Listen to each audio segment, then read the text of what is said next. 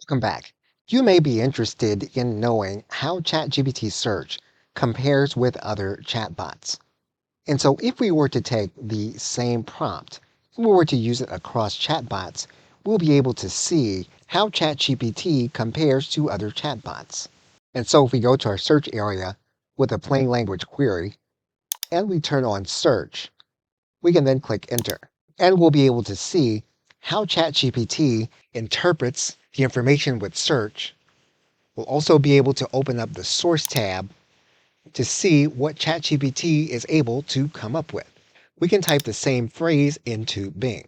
As you can see, the search in Bing provides a varied approach and a traditional search experience.